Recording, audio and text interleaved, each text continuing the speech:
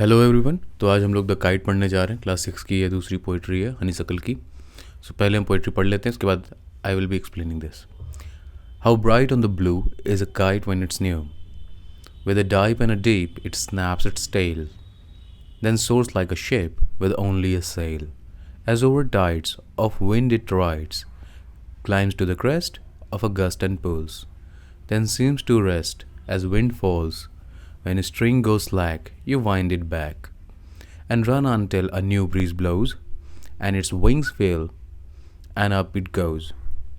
How bright on the blue is a kite when it's new, but a regarded thing you never will see, when it flaps on a string in the top of a tree. It is written by Harry Ben, child writer हैं ये, American है। तो सबसे पहले basically वो kite की तारीफ़ कर रहा है कि देखो ये इतना ब्लू जो स्काई है, इतना ब्राइट ब्लू स्काई है, उसमें how bright on the blue is a kite when it's new. ठीक है, बेसिकली जो हमारी पतंग है चमक रही है कितनी ज़्यादा, कहाँ पे? बादलों में, जब ये नई नई होती है। ठीक है, और ये जो है, जो हमारी पतंग है वो कैसे मूवमेंट कर रही है, वो कभी डाइव करती है, कभी डिप लेती है, और अपनी टेल को स्नैप करती है, आवाज़ करती है उससे। ठीक है, क्रैकिंग नॉइज करती है। Then soars like a ship, basically यहाँ पर लिखा है then soars like a ship, आवाज़ करती है शिप की तरह, विद ओनली अ सेल। ठीक है, जैसे कि वो जैसे उसके पास एक ही सेल है, उससे करती है वो। उसका जो सेल है वो क्या है? स्ट्रिंग है जो हम लोग खींचते हैं, जिसके ऊपर कमांड किसका है? ओनर का, जो उसको उड़ा रहा है। As over tides of wind it rides. ठीक है, तो जैसे जब हवा तेज चलेगी तो उसके ऊपर वो उड़ती है, तेज उड़ती है।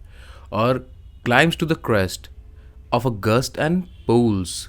ठीक है, अब जब तुम उसको खींचते हो, पतंग उड़ाते हो, तो बेसिकली क्या होता है? उसको खींचते हो, ढीला करते हो, उस तरह की सारी मूवमेंट्स आप यहाँ पर देख सकते हो पतंग में, और वो उसकी मूवमेंट को बता रहा है। ये climbs to the crest of a gust and a pauses, over tides, ये सब उसके मूवमेंट्स के बारे में बात कर रहा है। जैसे कि वो शिप है, शिप की तरफ मूव कर रहा है। जैसे जब विंड स्ट्रांग होती है तो वो ऊपर की तरफ बढ़ती है, और जब विंड चली जाती है तो क्या होता है? वो नीचे चली आती है। देखो, then seems to rest as wind falls, फिर उसकी जो रस्सी है वो लूज हो जाती है, जो मालिक के हाथ में है, जो उसका ओनर है, जो उड़ा रहा है उसको।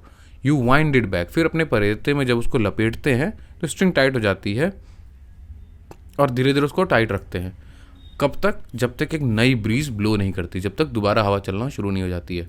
और जैसे ही दोबारा हवा चलती है उसकी विंग्स फिर से भर जाती है, और अप इट गोज, फिर ऊपर चले जाता है। फिर पहली लाइन रिपीट होती है, how bright on the blue is अ काई व्हेन इट्स न्यू। जब नई नई होती है तो कितनी सुंदर लगती है, कितना अच्छा लगता है, लेकिन जब वो फट जाती है, बेसिकली जब वो जो है बुरी तरह से फट जाए तो क्या करता है? आप उसको देख नहीं सकते, बेसिकली उड़ेगी नहीं, वो नीचे गिर जाएगी और वो पेड़ में फंस जाती है। When it flaps on a string in the top of a tree. ठीक है, और कब ये फटती है? जब वो पेड़ में फंस जाए, पेड़ में फंस जाती है तो बेचारी फट जाती है और वहीं पे रह जाती है, तब वो ज़्यादा सुंदर नहीं लगती है, वो फटी हुई है। ठीक है, ये इसको लिखा हुआ है हैरी बेन ने। So this is the poetry, and I will meet you in the next chapter. Till then, bye bye.